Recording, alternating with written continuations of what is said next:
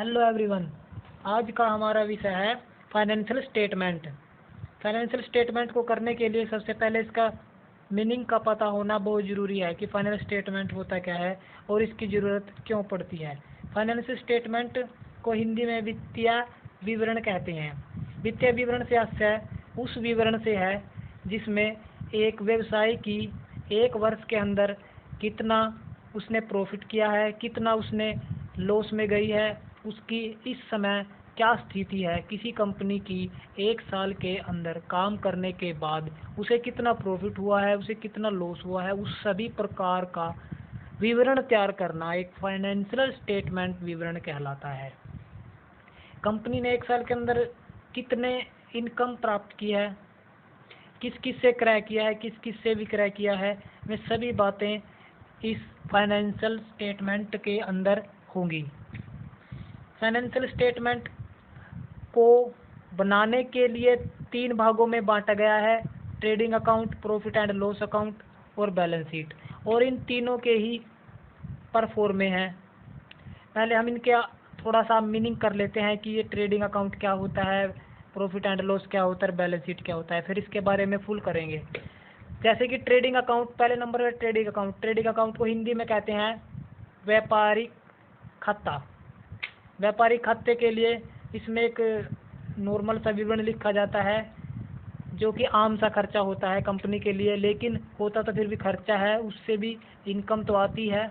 ऐसे खर्चे इसमें लिखे जाते हैं जैसे कि किसी वस्तु को क्रय करना, सेल करना या विक्रय करना, यानी कि बेचना, खरीदना, उसके बारे में विवरण करना ट्रेडिंग अकाउंट के अंतर्गत आता है। इसमें हम ग्रॉस प्रॉफिट, ग्रॉस लॉस को प्रदर्शित करते हैं।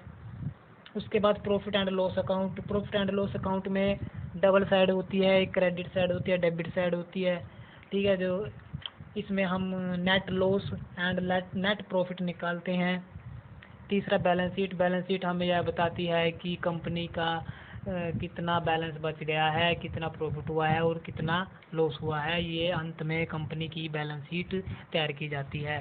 सबसे पहले हम आज करेंगे ट्रेडिंग अकाउंट।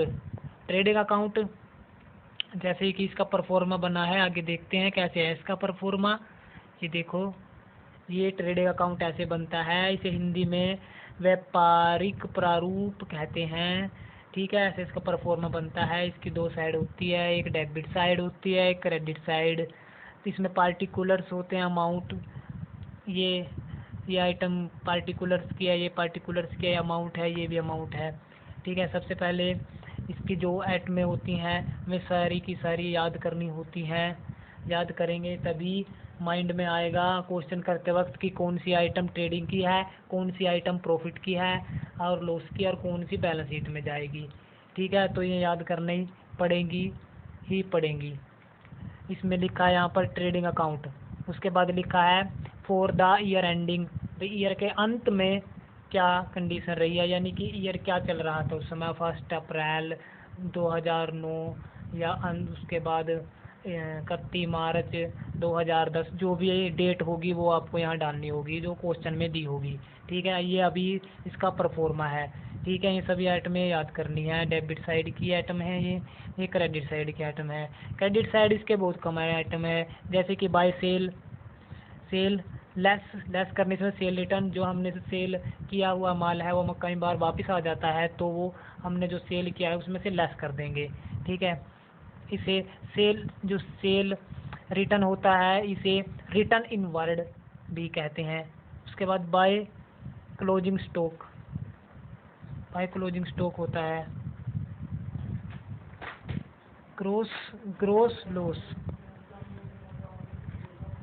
लॉस, ये हानि होती है कंपनी की। उसके बाद ये इधर की साइडें सारी याद करनी है, आगे भी इसके आइटम है, ये सभी की सभी याद करनी होती हैं। जैसे कि भाड़ा, ये भाड़ा बोलते हैं, free freight, carriage, factory expenses, factory lights, factory rent, import duty, custom duty, सभी याद करनी होती हैं।